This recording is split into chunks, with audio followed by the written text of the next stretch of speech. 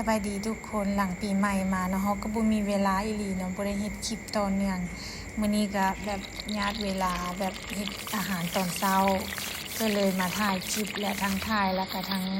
แบบจับถ่ายนะมันก็บ่สะดวกปานใดเนาะทุกคนเนาะมันก็เลยภาพออกมาบ่งามปานใดนะแต่ว่ามื้อนี้เฮาสิมาเฮ็ดเปรี้ยวหวานปลาทูนางเอกของเฮามื้อนี้ก็คือแบบมักเผ็ดหวานของเฮาที่เฮาปลูกไว้นั่นแหละเดี๋ยวเฮามาเก็บเดี๋ยวเฮาไปเก็บอยู่สวนแล้วเฮาก็สิเอามาเห็ดเปรี้ยวหวานเนาะทุกคนนี่ต้นนี้จะงามกว่าหมู่ทุกคนทำอิฐบ่ได้ตั้งใจสิปลูกแบบว่าให้มันแบบงามอีหยังได้แบบเบี้ยมันเหลือกันเลยแบบว่าเอามาเน็บใส่แคมห้องระบายน้ำมันก็เลยงามแต่ว่ามันถูกแสงแดดแบบ 100% เลยได้ทุก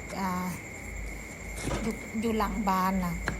มันจะถูกแดดเนาะแต่ว่ามันก็จะมีความชุ่มชื้นอยู่ตลอดเวลาเพราะว่ามันเป็น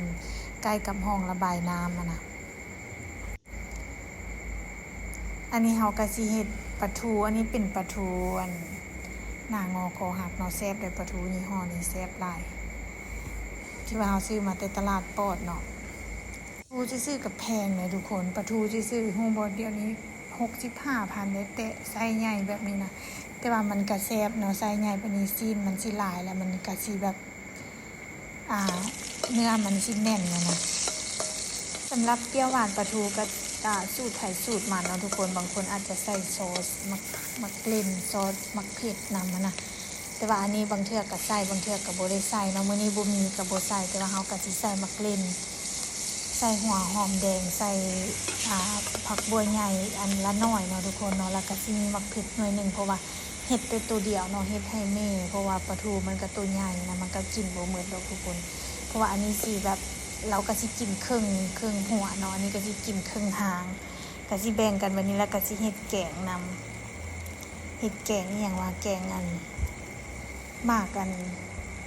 มักซูนะใส่ดูกหมูเนาะก็สิเฮ็ด2อย่างเนาะมื้อนี้เนาะ